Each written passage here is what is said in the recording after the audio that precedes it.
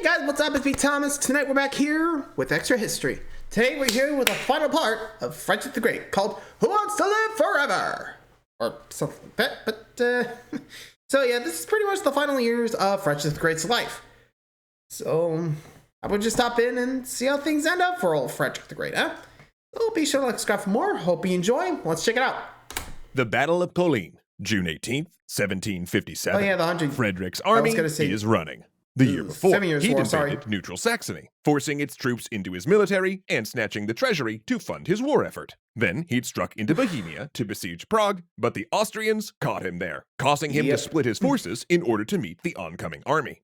He had struck at them first, as was his style, utilizing his signature oblique attack, where he concentrated his forces on one side of the enemy line. But his troops had been baited into attacking too early, before they were ideally positioned. His frontal assault had melted under Austrian firepower, an element not emphasized in his tight marching formations, and now, hours later, the Prussians have lost nearly 14,000 men, and they've had enough. Rascals! Frederick strikes out with the flat of his sword, shouting at a retreating unit, "Do you want to live forever?" It's a strange choice of phrase, because while thousands of troops have died for his ambitions, it's actually Frederick himself that will in fact live forever. Pretty much. So that had to give a concussion there. Hope he's okay. Thanks so much to Ground News for supporting today's historical tale. That's a new one. The Third Silesian War would give Frederick some of his most legendary victories on the field of battle, but also his most catastrophic defeats, with Prussia nearly being wiped off the map. But these battles were not just important militarily, mind you. They also formed a sort of proto-nationalism, where civilians at home were following, analyzing, and reading commentaries of his battles, almost as they would a sport, but more dramatic. And that fact really got us thinking in the old extra history lab, because unfortunately we don't have time or budget to go through all of his 16 battles, but thanks to my illustrious cat's wonderful suggestion, perhaps we would have the ability to fill you in about it through a different performative art form. Sports entertainment. Never mind. Okay, extra historians, let's get ready to rumble! Hey there, folks at home. I'm extra history narrator Matt. And I'm casual wrestling fan Matt. Sup? And we'll be your commentators for tonight. And you know what a night it is in the EH Arena? You said it, Kazmat. If you remember last week, Frederick invaded neutral Saxony. A move so aggressive, it spawned a 4-on-1 match. Prussia against Russia, France, Sweden, and the Habsburgs, leading much of the Holy Roman Empire. You know, you can only... I mean, to be fair, we do know, but I think if I remember correctly, there should be a point where, you know, the Empress of Russia gets taken over by a Prussian fanboy, Peter, and eventually gives the territories back to, you know, Fritz. Or at least that's what I remember from the, you know, Catherine the Great extra history, which I will be covering again, just gotta find the time for, you know? Anyway, moving along. I hope that this territory grabbing and attacking neutral allies won't serve as some sort of precedent for future German leaders. But wait, oh, dang, there's the bell. All right, opening moves. The Russians have invaded East Prussia. Sweden has entered Pomerania. Oh, big hits. France and Austria are dancing into core Prussian territory too. Huh, looks like a partition of Prussia. Oh my! Oh, Frederick has smashed into the French army double his size. 10,000 French casualties to only 1,000 Prussian.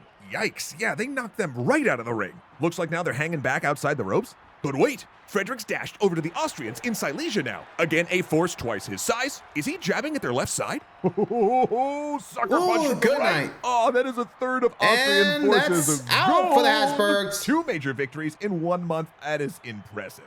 But Russia's entered Brandenburg. Looks like Fritz is fighting them off, but... Oh, we were expecting this. Here come the Austrians. Oh, surprise attack! From the Frederick top, loses from 30% of his Riesa. army in a strategic blunder.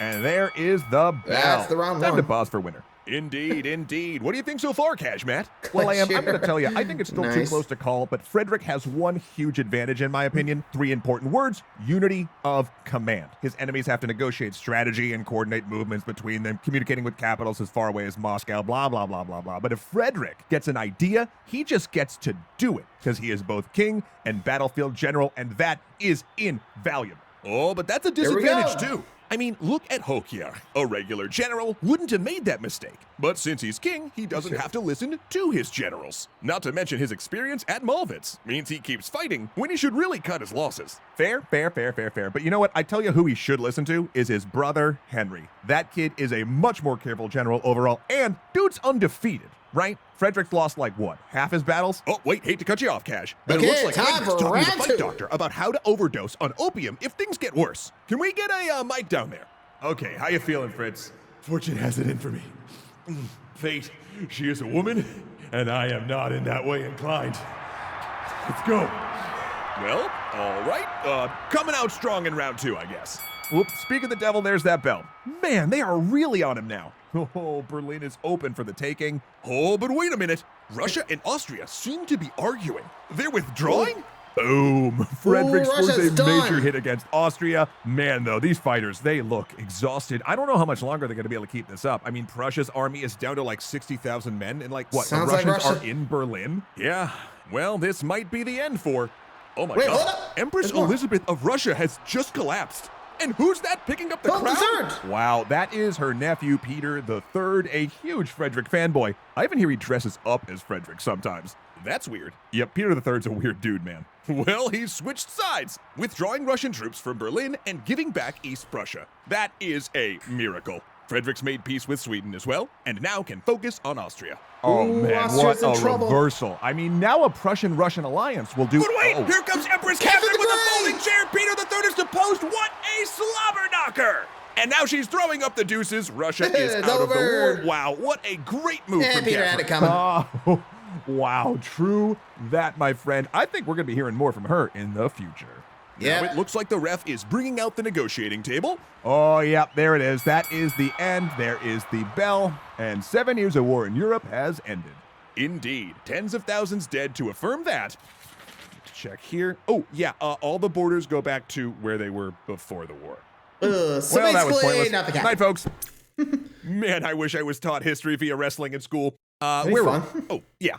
Prussia survived with its conquests intact, but barely. Plus, Frederick was in no less danger. He'd had 6 horses shot out from under him during the war, and the years of campaigning had aged him. Shaken by how close he'd come to ruin, Frederick would avoid war for the rest of his reign.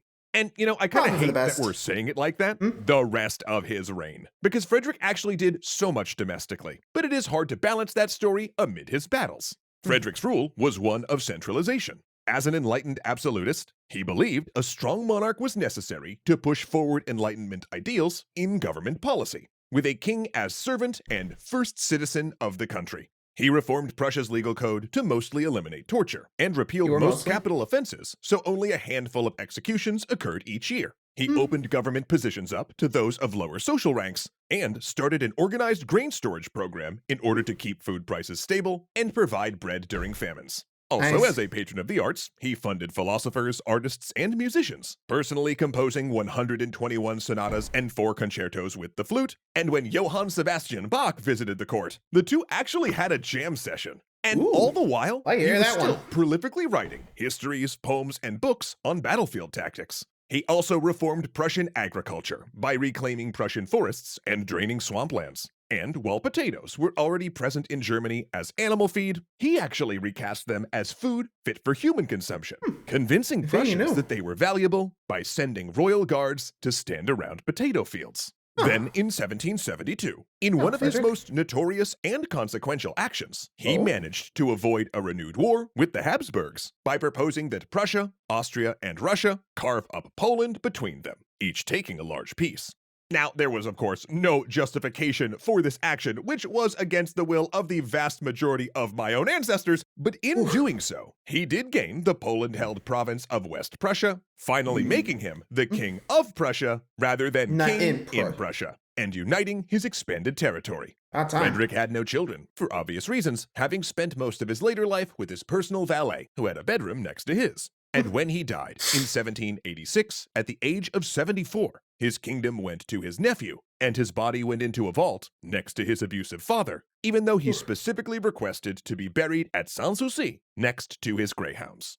In death, Aw. Frederick left an odd legacy, Frederick. since his contradictory personality meant people could read whatever they wanted into him. German nationalists revered him as a national hero, ignoring that he cared nothing about a wider Germany and despised German language and culture. During the Weimar Republic, Berlin's rising gay culture adopted him as a symbol, and he was also a favorite of Hitler, who justified his expansionism with Frederick's historical example. Though, to be clear, Frederick had zero interest in ethno-nationalism. His reputation fell as a result after World War II, though historians began reappraising him after German reunification, which was when his grave was finally moved to Sanssouci as he wished. But perhaps he received no greater compliment than that from Napoleon himself, who, when he defeated the Fourth Coalition, paid a visit to Frederick's tomb. "Gentlemen," he said, "if this man was still alive, I would not be here." If that's not a legacy, I don't know what is. But actually, backing up for a moment, just how interesting is it that so many disparate groups of people found elements of Frederick to latch onto? You know, each taking a little bit of his life that they agreed with and just sort of running with it. Reminds me a little of how headlines from different news outlets today can paint incredibly different pictures from the same news story. You know, if only there was a way to decipher all that. Hey, Ground News. How convenient. In case you don't... Yeah, I might have to check it out sometime, but for now, that was crazy. So, not sure what's going to happen later, but we'll see what happens in the next Extra History. For now, I got some stuff to catch up on. So, thanks for watching, everybody. Till next time, like, subscribe for more. See ya.